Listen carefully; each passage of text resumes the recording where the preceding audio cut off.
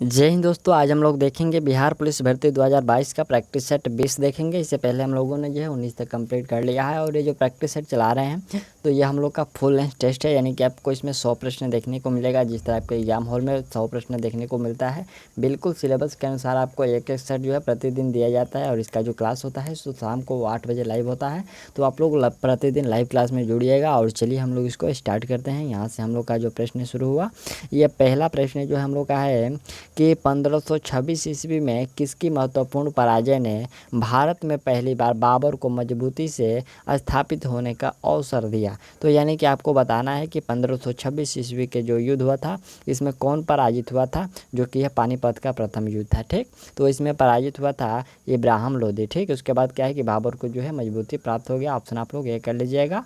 और अगला प्रश्न देख लीजिए, दूसरा नंबर है कि औरंगजेब द्वारा मृत्यु और धर्म परिवर्तन में से किस एक को चुने जाने का प्रस्ताव देने पर किस सिख गुरु ने मृत्यु को चुना एवं उसे मृत्यु दंड दिया गया। तो यह मृत्यु दंड चुना गया था गुरु तेग बहादुर के द्वारा। ठीक, ऑप्शन आपका सी जो है बिल्कुल करेक्ट है।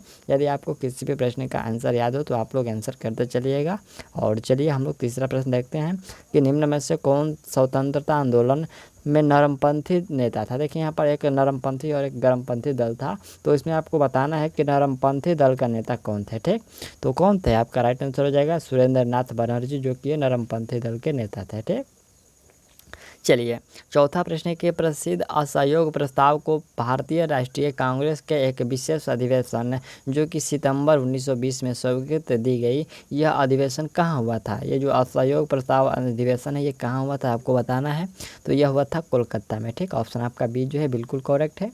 और अगला प्रश्न हम लोग का 5वें नंबर है कि निम्न में से किस पूर्व राष्ट्रवादी नेता ने इंग्लैंड में कार्य करते हुए भारतीय राष्ट्रीय आंदोलन के पक्ष में जमानत यहाँ पर जनमत को संगठित किया, वह कौन नेता थे। तो वह नेता थे दादा भाई नौरोजी। ठीक, ऑप्शन आप लोग डी जो है राइट आंसर कर लीजिएगा।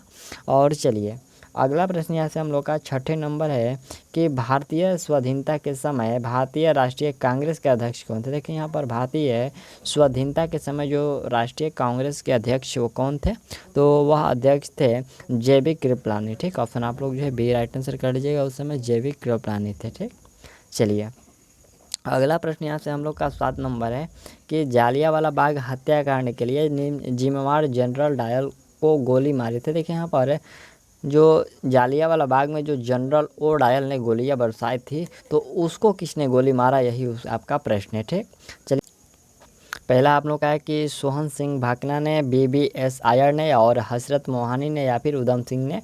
तो आपका राइट आंसर होगा यह उधम सिंह के द्वारा गोली उनको मारा गया था। ठीक, जनरल डायल को। अगला प्रश्न हम लोग का है कि भारत में रेल मार्ग एवं टेलीग्राफ किसने चालू की थी। तो देखिए रेल मार्ग जो टेलीग्राफ है यह चालू किया गया था लॉर्ड डलहौजी के द्वारा। ठीक, ऑप्शन आप लोग बी कर लीजिए। और अगला जो प्रश्न हम लोग का है कि Bengal united is power, Bengal divided will pull सर्वा यहाँ पर सेवरल डिफरेंट वे, यह किसकी युक्ति है, यानी कि यह जो कथन है यह किनका कथन है। तो यह कथन है आपका रिश्ले का। ठीक, आपको याद रखना है यह रिश्ले ने कहा था। अगला प्रश्न हम लोग का है 10 नंबर की आत्मा ही सब कुछ है एवं सब कुछ ही आत्मा है। देखिए आत्मा ही सब कुछ है और सब कुछ ही आत्मा है, यह सिद्धांत जो है ये किसका है।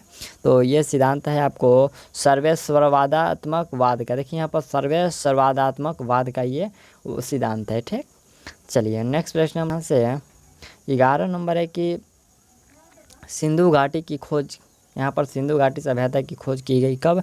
तो ये खोज किया गया था 1922 में। ठीक, आपको याद रखना है। यहाँ पर एक 1921 भी होता है, तो इसका जो एक्यूरेट समय होता है 1921 और 22 के मध्य होता है। ठीक, चलिए अगला प्रश्न हम लोग का है कि किस सुल्तान ने स्वयं को नाइब ई खुदाई या ईश्वर का दूत कहा। देखिए यहाँ पर नाइब ई खुदाई या फिर ईश्वर का दूत कहा, तो वह कहा गया था बलबन के द्वारा। ठीक, चलिए अगला प्रश्न हम लोग का है कि अपनी तीर्थ यात्रा के दौरान चैतन्य का कहाँ ज्ञानोदय हुआ, यानी कि उनको कहाँ ज्ञान के प्राप्त हुआ। तो यह प्राप्ति हुआ था गया में। ठीक, अगला है कि राम और रहीम एक ही भगवान के दो अलग नाम हैं, किसने कहा था। तो यह कहा गया था कबीर के द्वारा कि राम और जो रहीम है भगवान के दो नाम है, एक ही नाम है, यहाँ पर भगवान के दो अलग अलग नाम है। ठीक, यह कबीर के द्वारा कहा गया था। और अगला प्रश्न हम लोग का है कि दिल्ली के लाल किला को किसने बनवाया था। तो दिल्ली के लाल किला जो है उसको बनवाया गया था, देख लीजिए आप ऑप्शन के अनुसार यहाँ से अकबर है, शाहजहाँ है, जहांगीर है और शेरशाह है। कौन बनवाया था? तो ये बनवाया गया था शेरशाह के द्वारा। ठीक, चलिए अगला प्रश्न हम लोग का है कि प्लासी युद्ध के उपरांत सिराज उद दौला के बाद कौन बंगाल का नवाब बना? तो बंगाल के सिराजुद्दौला के जो बाद बना था वह मीर जाफ़र बना हुआ था। ठीक, अगला है कि प्रसिद्ध पुस्तक गीत गोविंद के रचनाकार का नाम बताना है। कौन थे? तो गीत गोविंद के रचनाकार हैं जयदेव। ठीक, जो कि आपका ऑप्शन डी है। यहाँ से ऑप्शन डी आप लोग करेक्ट कर लीजिए। और भारत सरकार द्वारा प्रतीक के रूप में मौर्य वंश से निम्नलिखित में से कौन सा प्रतीक ग्रहण किया गया? देखिए मौर्य वंश से कौन सा प्रतीक ग्रहण किया गया है? तो यहाँ से 4 जो शेर हैं उसी को ग्रहण किया गया है मौर्य वंश से। चलिए अगला प्रश्न है कि किसने सबसे पहले सिद्ध किया कि पृथ्वी सूर्य की परिक्रमा करती है? तो यह सिद्ध किया गया था कोपरनिकस के द्वारा। ठीक, अगला प्रश्न हम लोग का 20 नंबर है कि भारतीय इतिहास व वैदिक संस्कृति का मुख्य प्रभाव था क्या? तो इसका मुख्य प्रभाव था कि संस्कृत का विकास। क्या? संस्कृत का विकास था। ठीक, चलिए अगला प्रश्न हम लोग का है कि हड़प्पा के कुम्हारी कार्य में आमतौर पर कौन सा रंग उपयोग किया जाता है? यानी कि जो देखिए हड़प्पा सभ्यता के समय जो मिट्टी का बर्तन बनाया जाता था तो उसको कौन से रंग से जो है रंगाई किया जाता था? यहाँ से नीला है, लाल है, नीला हरा और बादामी, कौन सा होगा? तो आपका राइट आंसर होगा वो लाल का जो है प्रयोग किया जाता था। ठीक, बर्तन में लाल रंग का उपयोग किया जाता था। अगला है कि शिवाजी के राज्य की राजधानी का नाम था क्या? तो शिवाजी के राज्य का राजधानी का जो नाम था वो रायगढ़ था। ठीक, आपको याद रखना है 1556 ईस्वी में शिवाजी ने रायगढ़ को अपनी राजधानी बनाया था। ठीक, चलिए अगला प्रश्न है कि किस मंदिर को ब्लैक पगोंडा नाम दिया गया? तो ब्लैक पगोंडा के नाम से यहाँ पर सूर्य मंदिर को जाना जाता है, आपको याद रखना है। और अगला प्रश्न देखते हैं, यहाँ से हम लोग का 24 नंबर है कि जिस ऐतिहासिक स्रोत का श्रेय मैग्नास्त्रिज को प्रदान किया गया था वह है, तो वह कौन सा है? वह है आपका इंडिका। देखिए इंडिका जो है ये मैग्नास्त्रिज के द्वारा लिखा गया था, जिसमें आपको ऐतिहासिक स्रोत का जानकारी मिलता है। ठीक, चलिए अगला प्रश्न हम लोग का है कि फॉरवर्ड ब्लॉक की स्थापना किसने की थी? तो फॉरवर्ड ब्लॉक ये आपको सुभाष चंद्र बोस के द्वारा किया गया था। ठीक, कब किया गया था? तो फॉरवर्ड ब्लॉक का जो गठन है ये 1939 में किया गया था। ठीक, चलिए अगला प्रश्न है कि निम्न में से कौन सी एक अलौह धातु है? तो अलौह धातु आपका यहाँ पर एल्यूमिनियम, निकेल, कोबाल्ट, इनमें से सभी जो है ये अलौह धातुएँ हैं। ठीक, चलिए अगला जो 27 नंबर प्रश्न है कि किसी तत्व के परमाणु की द्रव्यमान संख्या 23 एवं परमाणविक संख्या जो 11 है तो उसमें होंगे, तो उसमें क्या? उसमें आपको 11 न्यूट्रॉन, 12 न्यूट्रॉन और 11 न्यूट्रॉन। ठीक, ऑप्शन आपका बी करेक्ट है। नेक्स्ट जो प्रश्न हम लोग का 28 नंबर है कि कमानीदार तुल्ला निम्न में से किसके सिद्धांत पर कार्य करता है? तो देखिए जो कमानीदार तुल्ला होता है यह कार्य करता है हुक के नियम पर। ठीक, चलिए अगला प्रश्न यहाँ से हम लोग का है कि पौधा घर। देखिए यहाँ से जो पौधा घर दिया गया है और इसके बारे में क्या? तो पौधा घर जो होता है मूलतः शीशे का बना एक भवन है जिसमें आवश्यकता अनुसार तापमान को बनाए रखा जाता है, उसको पौधा घर कहते हैं। ठीक, चलिए अगला प्रश्न है कि निम्न में से कौन सा पशु सबसे बड़े शिशु को जन्म देता है? तो सबसे बड़ा जो शिशु का जन्म देता है वह नीला तिमिंगल। देखिए यहाँ पर नीला जो तिमिंगल होता है ये सबसे बड़े जो है अपने बच्चे को जन्म देता है, बच्चे शिशु का जो है जन्म देता है। ऑप्शन आप लोग डी कर लीजिएगा। और चलिए अगला जो 31 नंबर प्रश्न हम लोग का है कि एक अपारदर्शक वस्तु का रंग निम्न में से किस कारण से होता है? देखिए यहाँ पर एक पारदर्शक वस्तु का जो रंग होता है वह निम्न कारण से होता है। वह किस कारण से होता है? तो यह कारण होता है आपका इसके द्वारा रंग का जो है परावर्तन होता है। ठीक, इसके द्वारा रंग का परावर्तन होता है। और अगला प्रश्न हम लोग का है कि किसी गोलाकार मार्ग पर बढ़ रहे किसी वाहन को क्या अनुभूति होता है, क्या अनुभूति होगा? देखिए गोलाकार मार्ग पर जब कोई वाहन बढ़ रहा है तो उसको क्या अनुभूति यानी कि क्या महसूस होगा? तो देखिए उसमें तो वाहन को कोई महसूस नहीं होगा, लेकिन उस पर जो चालक होते हैं उस पर जो है महसूस होता है। और क्या महसूस होता है? तो यहाँ पर केंद्राभिसारी बल का जो है महसूस होगा। ठीक, चलिए नेक्स्ट प्रश्न है कि नदी की तुलना में समुद्र में तैरना क्यों आसान है? तो नदी की अपेक्षा जो समुद्र में तैरना आसान होता है इसलिए क्योंकि समुद्र के पानी का जो घनत्व होता है वो नदी के पानी से अधिक होता है, इसलिए यहाँ पर तैरना जो होता है वो आसान होता है। ठीक, चलिए 34 नंबर प्रश्न हम लोग का है कि हवाई जहाज़ में फाउंटेन पेन ले जाने पर पेन के से स्याही जो रिसने लगते हैं, ऐसा क्यों? तो ऐसा इसलिए होता है क्योंकि वायुमंडलीय दबाव समुद्र स्तर से क्या होता है कि ये कम रहता है, इसलिए वो रिसने लगता है। ठीक, ऑप्शन आपका सी करेक्ट होगा। अगला प्रश्न यहाँ से हम लोग का 35 नंबर है कि समान तापमान और दबाव पर सभी गैसों के समान आयतन में अणुओं की संख्या बराबर होती है, इस नियम को कहते हैं। तो इस नियम को क्या कहते हैं, यहाँ पर एवोगाद्रो का नियम कहते हैं। ठीक, चलिए अगला प्रश्न है कि निम्न में से किसमें रक्त नहीं होता है पर श्वसन करते हैं। तो देखिए रक्त नहीं होता है लेकिन ये श्वसन करते हैं और यह आपको हाइड्रा में होता है। ठीक, चलिए नेक्स्ट प्रश्न है कि प्रकाश के वेग को मापा था। देखिए यहाँ पर प्रकाश के वेग को मापा था किसने, तो यह मापा गया था रोमर ने। पहले किसने मापा था, तो रोमर ने। और 38 नंबर जो प्रश्न है कि बिजली की खपत के लिए बिल निम्न में से किसके माप के आधार पर तैयार किया जाता है। तो वह जो देखिए बिजली का बिल होता है जैसे कि 100 आया, 150, 200, 300, तो ये जो आपका वाटेज के जो है हिसाब से तैयार किया जाता है। ठीक, कितना आपका जो है खपत हुआ। नेक्स्ट प्रश्न यहाँ से हम लोग का 39 नंबर है कि भोपाल में यूनियन कार्बाइड कारखाने से रिसाव हुए गैस का नाम क्या था। तो उसका ये 1984 में हुआ था। तो उसमें जो क्या है कि मिथाइल आइसोसाइनाइड का जो है रिसाव हुआ था। ठीक, चलिए अगला प्रश्न हम लोग का है ये 40 नंबर, कह रहे हैं कि बिजली के बल्ब का फिलामेंट निम्न में से किससे बना होता है। तो ये जो फिलामेंट होते हैं ये टंगस्टन के बने होते हैं। ठीक, चलिए अगला प्रश्न है कि सूरज की किरणों के सामने निम्न यहाँ पर निलंबित बारिश की लघु बूंदे द्वारा इंद्रधनुष किसके परिमाण स्वरूप बनता है। तो ये जो इंद्रधनुष का निर्माण होता है परावर्तन, अपवर्तन और विक्षेपण, इन तीनों के कारण से जो है निर्माण हो, इसके फलस्वरूप जो है ये इंद्रधनुष बनता है। ठीक, चलिए अगला प्रश्न हम लोग का है कि एटम बम किसके सिद्धांत पर आधारित है। तो एटम बम होता है आपको नाभिकीय संलयन पर जो है नाभिकीय विखंडन, आपको याद रखना है। एटम बम जो होता है ये नाभिकीय विखंडन पर आधारित होता है। अगला प्रश्न हम लोग का है कि पेट्रोलियम अग्नि के लिए किस प्रकार के आप देखिए यहाँ पर किस प्रकार के अग्निवर्पक का प्रयोग, यहाँ पर अग्निवर्पक का उपयोग किया जाता है। तो यह उपयोग किया जाता है पाउडर टाइप का। ठीक, किस प्रकार का, तो ये पाउडर टाइप का। और अगला प्रश्न हम लोग का है कि कोई द्रव्य जो बिना गर्म किए तीव्रता से वाष्प में बदलता है वह कहलाता है। तो तीव्रता से वाष्प में बदलता है वो आपको वाष्पशील कहते हैं। क्या कहते हैं, वाष्पशील। चलिए अगला प्रश्न हम लोग का है कि पानी ना तो अम्लीय है और ना ही क्षारीय है, क्यों। तो इसका कारण होता है कि पानी जो है ये आपको हाइड्रोजन आयन के समान संख्या में विघटित हो सकता है, इसलिए आपको ना तो अम्लीय है ना तो वह क्षारीय है। ठीक, चलिए अगला प्रश्न यहाँ से हम लोग का है कि एक अश्वशक्ति का मान होता है कितना, तो 746 होता है। ठीक, चलिए नेक्स्ट प्रश्न हम लोग का है कि इंसुलिन का स्त्राव जो होता है वह किस में होता है। तो इंसुलिन का जो स्त्राव होता है ये आपको अग्नाशय से। ठीक, चलिए अगला जो प्रश्न हम लोग का है कि Bengal chemical and pharmaceuticals works की स्थापना किसने की। तो इसकी स्थापना किया गया था प्रफुल्ल चंद्र राय के द्वारा। ठीक, आपको याद रखना ये प्रफुल्ल चंद्र राय के द्वारा किया गया था। और अगला प्रश्न देख लीजिए यहाँ से आपका 49 नंबर से जो ये मैथ का प्रश्न शुरू हुआ। तो मैथ आप लोग जो है सॉल्व करिएगा और इसका राइट आंसर क्या होगा, इसमें आपको अवरोही क्रम में सजाना है। तो 49 का जो आपका राइट आंसर होगा वो आप लोग यहाँ से सी कर लीजिएगा। ठीक, चलिए अभी हम आपको जो मैथ का प्रश्न है तो उसका मैं टिक लगा दे रहा हूँ, आपको सॉल्यूशन मिल जाएगा। और निम्न में से कौन मानव शरीर के लिए ईंधन का कार्य करता है। तो ईंधन का कार्य जो है आपका कार्बोहाइड्रेट करता है मानव शरीर में। ठीक, चलिए प्रश्न 51 नंबर है। तो 51 का राइट आंसर आप लोग जो है 16 कर लीजिएगा, डी होगा।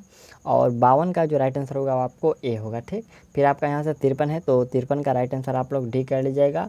और 54 है तो 54 का राइट आंसर आप लोग ए कर लीजिएगा, 0.95। ठीक, आपको जो प्रश्न स्पष्ट रूप से दिख रहे हैं तो आप लोग इसका स्क्रीनशॉट ले लीजिएगा। और 55 नंबर का जो राइट आंसर होगा तो वह आपका 6 होगा यानी कि सी। और 56 नंबर का राइट आंसर आप लोग बी कर लीजिएगा, 1% घटेगी। 57 नंबर का जो आपका राइट आंसर होगा वह डी होगा। और 58 का जो राइट आंसर होगा आपका सी होगा, 12,000। ठीक, चलिए यहाँ से आपको 20 प्रश्न जो है या मैथ को देखने का मिलेगा। और 59 का जो राइट आंसर होगा आपको सी होगा, 1700। और 60 का जो राइट आंसर होगा आपका बी यानी कि 75 मीटर। फिर आपका 61 का जो राइट आंसर होगा वह हो जाएगा आपका सी जो कि 57.6 किलोमीटर प्रति घंटा। और 62 का राइट आंसर आप लोग बी कर लीजिएगा, 54 सेकंड। और 63 का जो राइट आंसर होगा आपका बी होगा, 14.14 मीटर। और 64 का जो आपका सी होगा 100 सेकंड। 65 का आप लोग ए कर लीजिएगा, 8 होगा। और 66 का जो राइट आंसर होगा वो आपका ए होगा। फिर 67 है तो 67 का राइट आंसर आप लोग सी कर लीजिएगा यानी कि 20%। और चलिए और एक दो प्रश्न होंगे यहाँ से आपका 68 का जो राइट आंसर होगा वह ए होगा यानी कि 8%, और 69 का जो राइट आंसर होगा वह आपका बी होगा यानी कि 91, और 70 जो कि अंतिम प्रश्न है मैथ का, तो 70 का राइट आंसर आप लोग जो है 1760 कर लीजिए। ठीक, चलिए यहाँ से हम लोग का 71 नंबर से जो प्रश्न शुरू हुआ, तो भारत में रजत क्रांति का संबंध किससे है? तो रजत क्रांति आपको याद होगा ये अंडे उत्पादन से है। ठीक, 72 नंबर जो प्रश्न है कि एक वस्तु का द्रव्यमान उसके भार से भिन्न होता है क्यों? तो उसके भार से भिन्न इसलिए होता है क्योंकि जो है द्रव्यमान वस्तु के परिमाण का माप है, जबकि जो भार होता है वो बल है। ठीक, चलिए अगला 73 नंबर प्रश्न है कि पृथ्वी के वायुमंडल की सबसे बाहरी परत क्या कहलाती है? तो सबसे जो बाहरी परत होती है उसको एक्सोस्फीयर कहते हैं। क्या कहते हैं? एक्सोस्फीयर। ठीक, चलिए अगला प्रश्न यहाँ से हम लोग का 74 नंबर प्रश्न है कि ओजोन का सूत्र क्या होता है? तो ओजोन का O3 होता है। ठीक, चलिए अगला प्रश्न हम लोग का है कि ग्रीन हाउस प्रभाव में कौन सी गैस सर्वाधिक भाग लेती है? तो यहाँ पर जो है पानी की वाष्प जो होती है यहाँ पर सबसे अधिक, जो ऑप्शन दिया गया है ऑप्शन के हिसाब से यहाँ से जो पानी का जो वाष्प होता है सबसे अधिक भाग लेता है। ठीक, चलिए अगला प्रश्न देखते हैं यहाँ से 76 नंबर है कि यदि एक गेंद ऊपर फेंकी जाती है तो निम्नलिखित में से क्या परिवर्तित नहीं होता? तो उसमें परिवर्तित जो होता है ये त्वरण, उसका परिवर्तन नहीं होता है। ठीक, बाकी जो गतिज ऊर्जा, स्थिति ऊर्जा ये सभी परिवर्तित हो सकते हैं, लेकिन ये त्वरण जो है नहीं परिवर्तित होता है। ठीक, चलिए अगला प्रश्न है कि विकिरण के सभी प्रकारों जैसे कि अल्फा, बीटा और गामा का पता लगाने और उसके माप के लिए प्रयोग किया जाने वाला उपकरण कौन सा है? तो वह उपकरण है आपका जीजर काउंटर होता है। ठीक, ऑप्शन आप लोग ए कर लीजिएगा, जीजर काउंटर। और अगला प्रश्न देख लीजिए 78 नंबर की किस भौतिक मात्रा की सीमेंस में मापन किया जाता है? तो सीमेंस में जो होता है ये विद्युत चालकता का जो मापन होता है ये सीमेंस में किया जाता है। अगला प्रश्न हम लोग का है कि गति के परिवर्तन की दर क्या होती है? तो गति के परिवर्तन का जो दर होता है वो बल होता है। ठीक, चलिए अगला प्रश्न हम लोग का है कि यदि दो विभिन्न मात्रा वाली स्थिर वस्तुओं पर एक ही काल अवधि के लिए एक बल कार्य करता है तो उन दोनों वस्तुओं के लिए निम्नलिखित में से कौन सी बल समान होगी?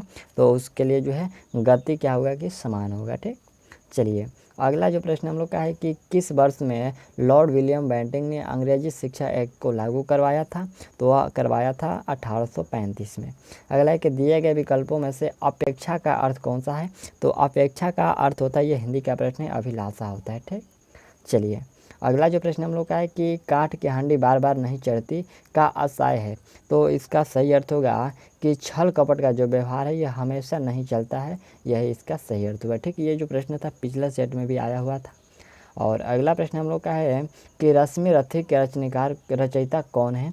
तो इसके रचयिता है रामधारी सिंह दिनकर। ठीक, अगला प्रश्न हम लोग का है कि जहाँ उपमेय में उपमान की संभावना प्रकट की जाती है वहाँ ... अलंकार होता है। दिए गए विकल्पों में से सही का चयन करें। इसमें सही का चयन कौन सा होगा? यहाँ पर उत्प्रेक्षा होगा, उत्प्रेक्षा। ठीक, ऑप्शन आप लोग सी कर लीजिएगा।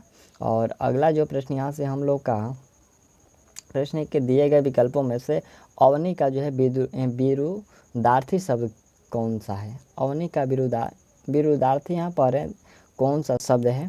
तो इसमें आप लोग राइट आंसर अंबर कर लीजिएगा, अवनी का विरुद्धार्थी। ठीक, चलिए अगला प्रश्न हम लोग का 87 नंबर है कि कनक ते सौगुनी मदकता अधिकाय वाखाए बेरवाए जग या देखे बैराए। यहाँ पर दिए गए दोहे में किस अलंकार को दर्शाया गया है? तो इस दोहे में जो है यमक अलंकार को दर्शाया गया है। ठीक, चलिए अगला प्रश्न हम लोग का यहाँ से 88 नंबर है कि भारत की सबसे चौड़ी नदी ब्रह्मपुत्र नदी तथा सबसे लंबी नदी गंगा नदी वाक्य में प्रयुक्त सबसे यहाँ पर देखिए वाक्य में जो सबसे प्रयुक्त किया गया है दो जगह, ये क्या है? तो ये जो है आपका ये प्रतिविशेषण है। क्या है? यह जो है प्रतिविशेषण है। अगला प्रश्न हम लोग का है कि चंद रुपये बचाने के चक्कर में कई लोगों में शर्मसार होना पड़ा, इस वाक्य में प्रयुक्त विशेषण का भेद पहचानना है। तो इसमें जो है आपका अनिश्चित संख्यावाचक विशेषण का प्रयोग किया गया है। ठीक, चलिए अगला यहाँ से हम लोग का प्रश्न है कि दिए गए विकल्पों में से स्त्रीलिंग शब्द कौन सा है। तो इसमें स्त्रीलिंग शब्द की हम लोग बात करें तो यहाँ से काया जो आप शब्द देख रहे हैं वह स्त्रीलिंग शब्द है। तो आप लोग ऑप्शन जो है डी आप लोग आंसर लगा लीजिएगा। और यहाँ तक जो हम लोगों ने जो है 90 नंबर तक कंप्लीट कर लिया और आगे जो आपका 10 अंग्रेजी का प्रश्न बचा तो हम लोग किसी अगले सेट में इसको कंप्लीट कर लेंगे। तो चलिए मिलते हैं अगले वीडियो में और तब तक के लिए थैंक्स और ऑल दी बेस्ट। और अगला जो आपका सेट होगा तो कल शाम को 8 बजे लाइव होगा, तो आप लोग लाइव क्लास में जुड़िएगा। और चलिए मिलते हैं अगले वीडियो में।